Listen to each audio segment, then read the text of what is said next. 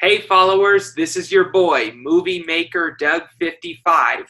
I'm the author of From Green Flags to Blue Flags 2, The Amazing Comeback of an Autistic Spokesperson, and my own screenplay, Mose and the Great Escape.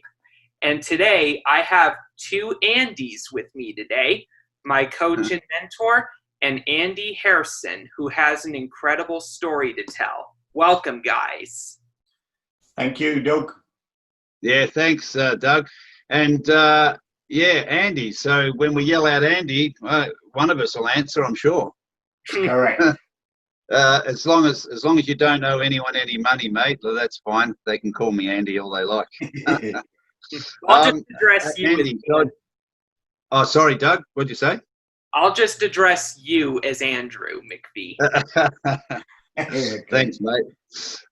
So how we met, Andy and myself, really, this is probably the biggest conversation we've had, because I met Andy through a friend called Jason, and Jason's going to be on our program as well, Doug, as you know. And Jason, he's vision impaired. He's going to share his story of how he's made life work around losing sight and not being able to get around without using sometimes a bit of a walking stick. And but he's doing some amazing stuff, and he introduced us to Andy. So it's really cool. And I'm going to mention one thing. Doug is going to help Andy get his book published on Amazon, hopefully, or Kindle, one of the two. Andy tried to get his book published, but the publishing company said, it's too specific. But it's, from what I gather, a pretty amazing story of how Andy got to where he is now. So we're going to do our best, and Doug's knowledge, since he's an author of 8 books and he's the best-selling author, well, nearly there, 300 on Amazon with his books, Blue Flags to Green Flags. Oh, sorry, Green Flags to Blue. What is it? Blue Flags to Green. I can't remember. I might need to change the title of my autism series eventually, but yeah, it's titled From Green Flags to Blue Flags 2. Yeah, and it's available on Amazon. It's a great story. It's around about 300th bestseller on Amazon. So I suggest, if you're interested in, the journey of someone with autism and how he got to make his life where it is now, it's well worth reading. So, yeah, Doug, I'll hand it over to you and take it away, mate. All right, sounds good. Just so you know, and the alternative title for it that might be easier to remember is The Amazing Comeback of an Autistic Spokesperson. Oh, yeah, great. That's right. Yeah, thanks. All righty. So I have a list of questions for you, Andy. Sure. Andy, too, I'll say. And hopefully you have the answer for them.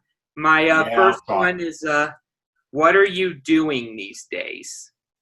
Well, at the moment, here in Australia, we're on COVID restrictions. So the only thing for me to do is training. Fortunately, I have my own gym.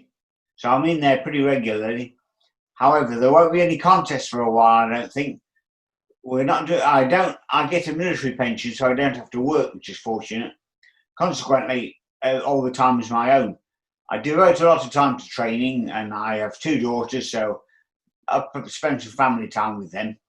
But at the moment, we're restricted. Yeah, I might need to put subtitles when you talk, because your accent is so thick. Yeah, it is. Where I come from, it's a very thick accent. You know what, Andy? I can understand you, mate. It's we're from the same part of the world, so I can clearly understand what you're talking about. Yeah, I understood it too, but it's just I might need to include subtitles for some of my things. But yeah, that's really incredible. So you're working out at the gym at the moment? Is that what you said? Yeah, I have my own gym, and I just use that all the time. Oh, that's great. Yeah, that's pretty cool. That's very incredible, man. I've been bodybuilding as well. Excellent. You can't beat the physical energy expended like that. It works well. Well, Doug's really doing well. He's just hit the gym in the last couple of months. His weight now is probably around about 210 pounds, but he was soaring over 300 pounds. So he quit his sugar addiction and started walking, and we were sort of talking his way through that. Say, look, mate, just get up and, walk every day. And we had a big discussion about his sugar addiction. It took him a while to get off it, and he's really killing it now. Healthy food, gym, lost a huge amount of weight. So yeah, there was a point where I weighed 310 pounds and my stomach was ballooning. That's pretty heavy. That's pretty bad weight. Yeah. Yeah. Hey, so Andy, that sort of people go, okay, well, he's got his gym at home and he's training, he's doing bodybuilding competitions. They're going, okay, well, that's cool. What's the big deal? But the big deal is, mate, you're lucky to even be here, right? Correct. Back in the 1990s, I was a triathlete, and I did short triathlons, but they weren't good enough. I wanted the big one, so I did the Australian Ironman with the intention of qualifying for Hawaii. Well, I never did it fast enough, so the following year, 1993, was going to be better, or so I thought. Then one fine sunny day in the afternoon, I was out cycle training on a country road where there was virtually no cars when I was hit from behind by a car. It's about, in American terms, 60 miles an hour, over 100 kilometres an hour. And I flew through the air 19 metres. I have the police report still. And I hit the ground with an enormous impact. And I broke countless bones in my body, and I had a brain hemorrhage. When the paramedics found me, there was blood running out my ears because my brain was bleeding. And of course, the blood has to find an exit. Otherwise, the pressure becomes too much. And they flew me to hospital on a helicopter, and they all said I was going to die. Everybody said I was going to die. And they flew my parents out from England. They phoned them up in England and said, come out instantly to my funeral. I was in the Air Force at the time, and they arranged my funeral. The Air Force arranged my funeral. And I flew my parents out to attend it. But they never asked me because I wasn't going to any funerals. And I was in a coma for 4 days, and then I went into post-traumatic amnesia for 3 months. I didn't know what I was going on. Eventually, I became stable enough to leave intensive care, and they took me to a rehabilitation centre. I was still in post-traumatic amnesia. And normally, the rehabilitation centre didn't accommodate anybody as bad as me, but they made an exception. So from day one, they filmed it. And I've got all the video all on film, and now it's on YouTube. And when I was discharged from rehab, I sent it to a TV station who made a documentary about me. That's on YouTube too. That's very incredible. Yeah. While I was I was paralysed down my left-hand side too. I paralysed, and I dropped to 43 kilos, about 80 pounds in weight, because I couldn't eat anything. I was drip fed. Well, you can't take enough calories in to maintain your body weight, so I just wasted it away. And I weighed about 80 pounds, 43 kilos. And I was skin and bone, and I've got all that on film. So it's all I have to do to get motivated is just to watch that film. And eventually, I had to learn to walk. I had to learn to do everything again. Bizarre, I had to learn to do, even to go to the toilet. I had to learn that. And even now, I can remember coming out of post-traumatic amnesia, and all these people were around me, and I still can't find the words to describe it fully. It's just an event in your life which is a one-off, and I just can't find the words to describe it. It's bizarre, whatever. It was incredible. And so then it was about 18 months, 1.5 years of persistent effort and training to do everything again. But I wasn't going to be broken. They all said I wouldn't do this, I wouldn't do that. And I thought, who are you talking about? I will not be broken. And eventually I walked and I ran. I did another triathlon afterwards. I ran a 10-kilometre race, which is 6 miles in American terms, in 50 minutes. So I was rather pleased with myself. Wow, that's amazing, Andy. If I can just jump in there with a question, because I'm sure Doug's got plenty. You said something there that I'm not sure if you've heard of Janine Shepherd. I have, yeah. Yeah, Wasn't she a pilot? Very similar. She's still she's living in America at the moment, but she's an Aussie. But yeah, she was doing the same, training for the Winter Olympics, and she got hit by a truck, and she was confined to a wheelchair. But she did still doing amazing things. But she said the same thing you did. And another friend of ours, Ron, he's an ex-military tank commander from Israel, and he had an accident in a tank. It wasn't actually to do with the war. They were just backing a tank up in one of the streets during the wartime, and they hit a building, and the concrete wall fell down. And it fell down because he was the commander at the top of the tank, and he had his Kevlar suit on, his helmet, and the concrete fell down and went straight down between his back and the back of the tank turret, and it broke his back. But he's the same. He said, that doctor told me, you won't do this, you won't do that. He said, well, I'm not wearing that. He said, I'll make the best I can in my life. And same with Janine, mate. She said, I'm not going to be defined by the fact I'm in a wheelchair. And she became a pilot. She became a commercial pilot. She became an aerobatics pilot and an instructor. And your words were very, like, when you said that, I could hear the passion in your voice. I could imagine you telling him, no, that's not going to happen, mate. I'm not going to be, I'm going to go back to normal. Yeah, amazing, mate. And we'll let everybody know to your YouTube channel so people can go and look at the footage of you recovering. But Doug, over to you, mate. I'm sure you got some questions. Yeah, I do. That's really an incredible story. What exactly happened in rehab that helped you get back to normal? Well, I think it was my own motivation, because all the time they told me, you won't walk, you won't do this, you won't do that. But I just never listened to it, because I knew it was going to happen for me one day. And all I had to do is take one step in front of the other, and I would be there. And I just worked and worked and worked at it. Eventually I could walk and I could run and I could use a computer. My Air Force friends are back on base. They did a fundraising effort for me, and they raised all this money. So I bought a laptop computer. That was brilliant for my brain, because I was doing all kinds of things, learning my fine motor control again with the keys, learning all the time, educating my brain, using new pathways and new brain cells and everything like that. So in rehab, it was just persistence. But I just persisted at it all the time. Even on weekends, I did it. Everybody else would just knock off for the weekend and stop doing theirs. I carried on. I got my dad to help me. He was putting me on something called a tilt table, which helped to straighten my legs and arms, everything like that. I never stopped for 1 minute. I gave it all I got. That's amazing, Andy. And just jumping in there, that's the name of the series. We, calling it Relentless and Unstoppable. And you pretty much just said it, regardless of whatever you're trying to do in life, even some of the people we've interviewed, like they've not had anything as traumatic as that, but they just made a simple choice, like Richard Norton, who's an incredible martial artist, and he's a fight stunt coordinator. I met him on a Lionsgate film called The Condemned.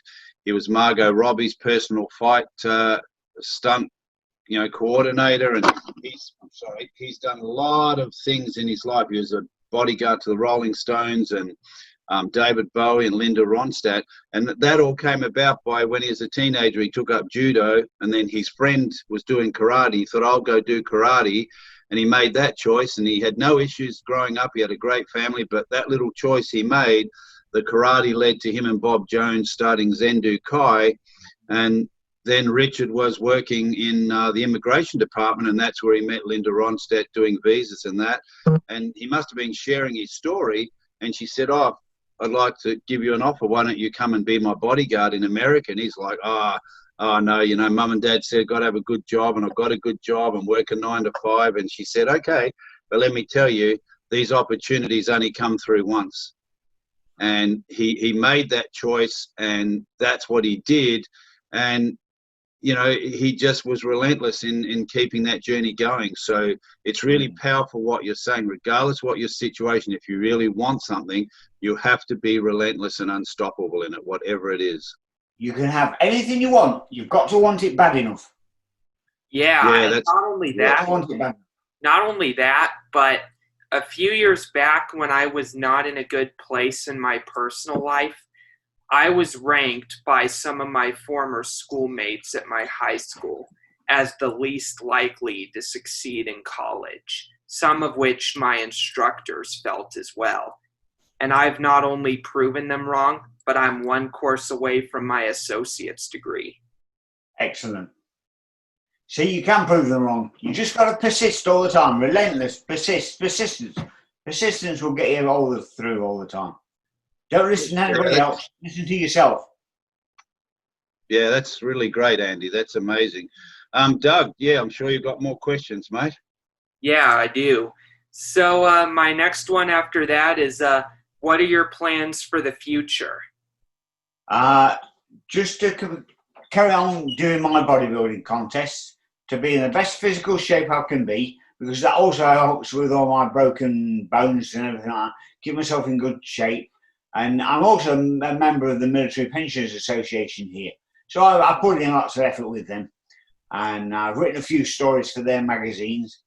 And I suppose now I'd like to get my story, which I've already written, published in some form or other. I tried normal book publishers, they said go away. So I'll have to look at the online business now and seek some help with that. Yeah, for sure, mate. And Doug will be able to help you with that. And it's too good a story not to be told. You know, like it's a valuable story that's going to help someone who could be in a position where, you know, physically they're not able to do things like they used to. And your story and people like Janine's and Ron's, they're so empowering. You know, as with everybody's stories here. Yeah. Sorry, Doug, you were saying.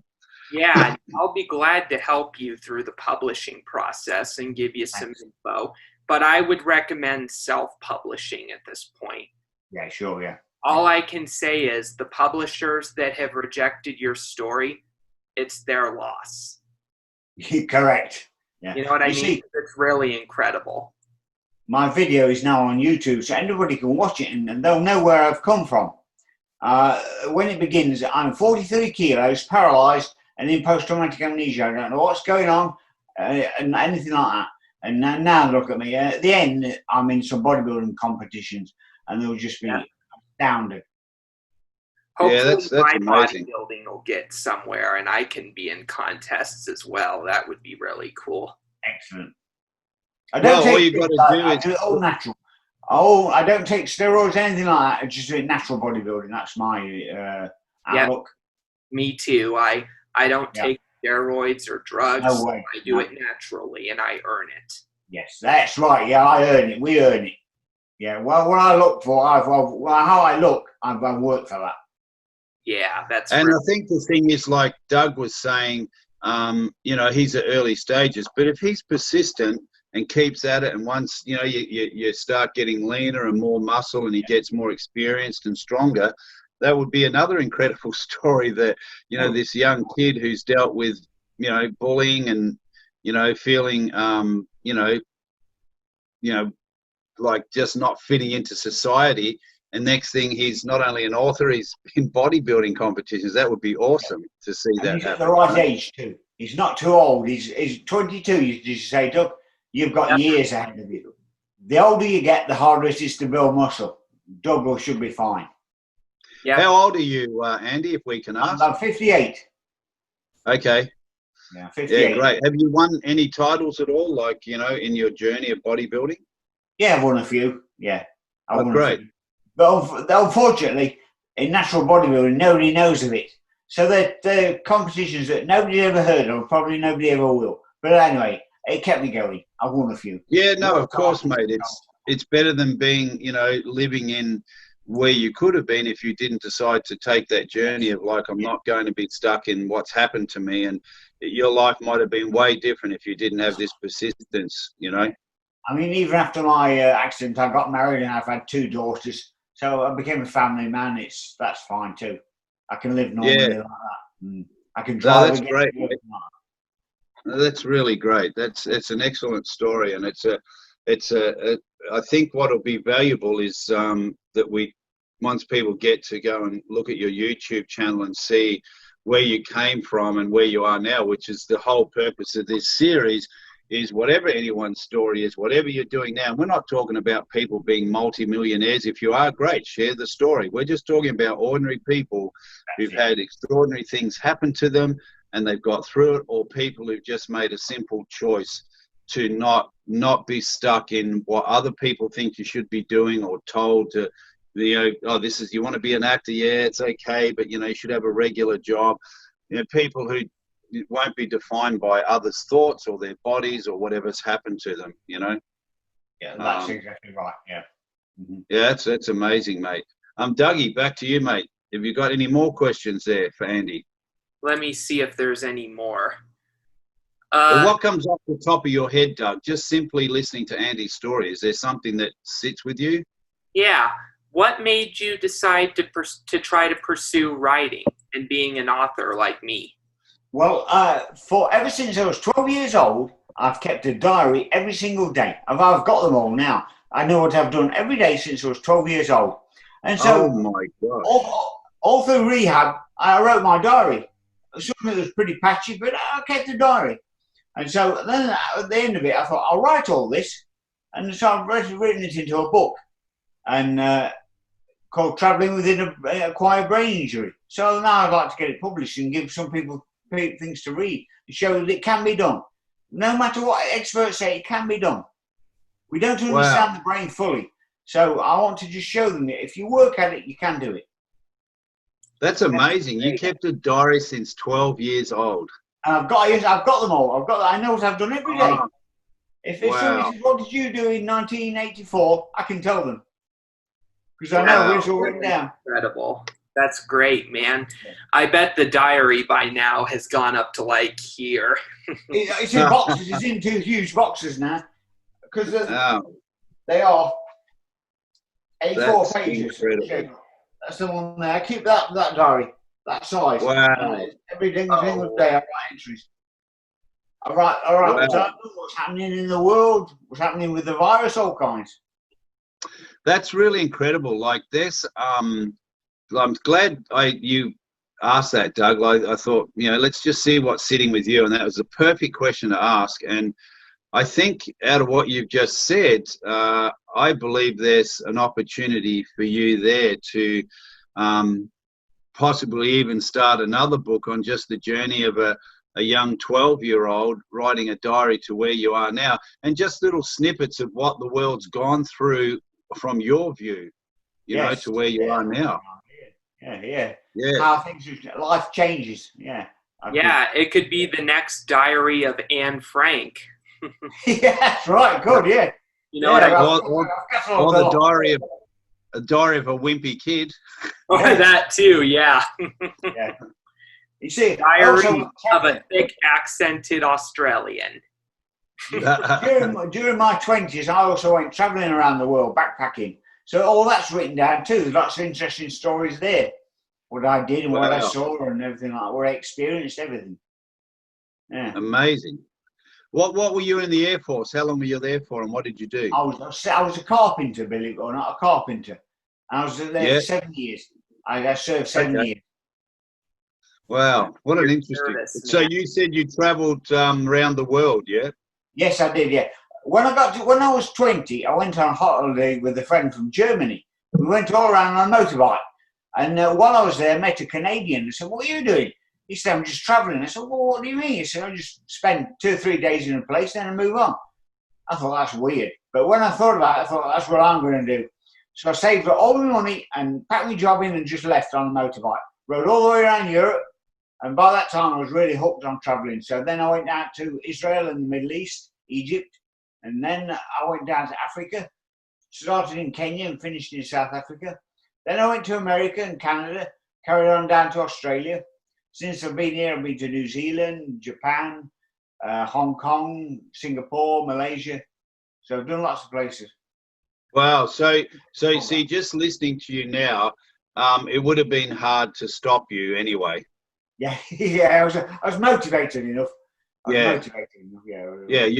You took life on, mate. Like you took risks, and I know there's a lot more younger generation traveling nowadays, I think, than when I was, a teenager. Like I never had the inkling to even travel anywhere, mate. But now I'm doing it later in life. I've been all over the world in the last 10 years, you know, through acting and traveling with my son, Cody. But it's an incredible experience. Would you highly inspire your children to take that on and do a bit of traveling once all this is over? Yeah. It provides you with great life experiences. And you learn as well. You become streetwise. You see how other people go on and you think, oh, right. And it all logs up into your brain and you build all these files into your brain. Yeah, oh, I'll do this and I'll do that. It helps you with your life, I'm sure. We really need Cody McPhee on this show. That would be cool. Yeah, we should get my son on there at one stage. I think he's busy in Melbourne at the moment, just off a film. But yeah, he's had a bit of a journey, you know, starting acting at such a young age and not really he didn't really have a teenage year or adult years. In one way, I felt a bit sorry that he was good at what he did because I loved growing up. I would not have wanted to be an actor. I would not swap. I'm glad I took up acting at 38 because I would not want to replace my childhood and all the trouble I caused and the journeys and experiences. So I loved it, you know. Yeah. All right. We've run out of time at this point. Okay. Great. Well, Andy, that was amazing. Like the powerful words that came out of that is just whatever you're doing in life, if you really want to create something else and a dream, just don't give up, learn, find people who've done it, get support. Don't give up, be persistent, be relentless and unstoppable in whatever it is you want to do. If anybody wants to watch my story, it's on YouTube called Can He Recover? Can He Recover?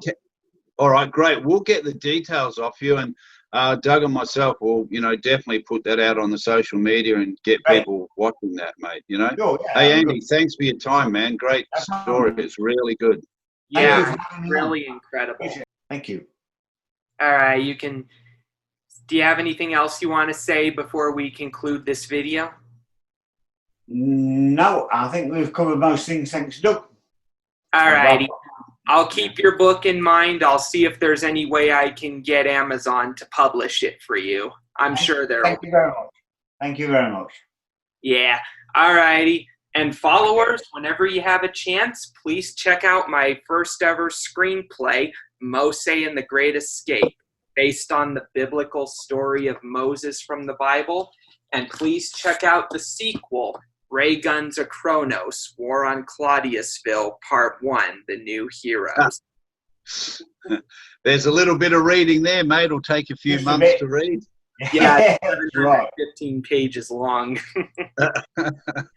All righty. So followers, let's thank both Andys for appearing on our show, and we'll see you next time on Being Relentless and Unstoppable.